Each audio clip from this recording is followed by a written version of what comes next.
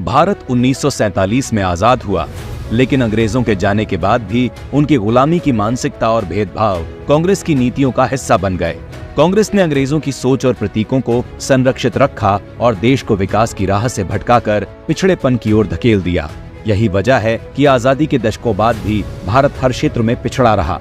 आजादी के बाद भी कांग्रेस ने गुलामी की मानसिकता को बढ़ावा दिया, जिससे भारत की असली स्वतंत्रता की चमक फीकी पड़ गई। कांग्रेस की नीतियों ने न केवल विकास को रोका, बल्कि देश को गर्त में धकेलते रहे, जिससे भारत वैश्विक मंच पर अपनी असली पहचान बनाने में असफल रहा। लेकिन भारत माता के सपूत और देश के प्रधान सेवक माननीय नरेंद्र मोदी जी ने गुलामी के प्रतीकों को खत्म कर भारत माता के सपूत होने के फर्ज को निभाया। जिन गुलामी के नामों और प्रतीकों को देश दशकों तक ढोता रहा, उनसे मोदी जी ने देशवासियों को आजाद कराया। इस कदम से भारत ने अपनी खोई हुई सांस्कृतिक पहचान को फिर से जीवित किया और भारतीय सभ्यता व परंपराओं को वैश्विक मंच पर मजबूती से पेश करने का अवसर मिला। देश की असल धरोहर को सम्मान मिला, जिससे न केवल भारतीयों में गर्व की भावना जागी, बल्कि विश्व में भारत की सांस्कृतिक धरोहर की भी नई पहचान बनी।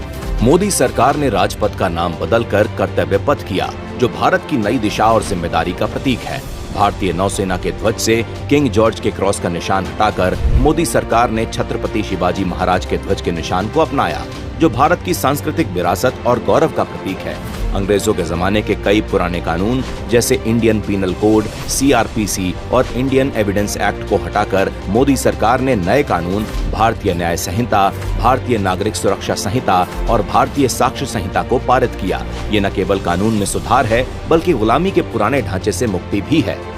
जहां कांग्रेस में स्वतंत्रता सेनानियों के बलिदानों की उपेक्षा की गई, वहीं मोदी सरकार ने उनके सम्मान को सर्वोपरि रखा। इंडिया गेट पर जहां कभी जॉर्ज पंचम की मूर्ति हुआ करती थी, उस ऐतिहासिक कैनोपी में मोदी सरकार ने 28 फीट ऊंची नेताजी सुभाष चंद्र बोस जी की भव्य प्रतिमा स्थापित कर मोदी सरकार ने भारत के महान नायकों को उचित सम्मान दिलाया।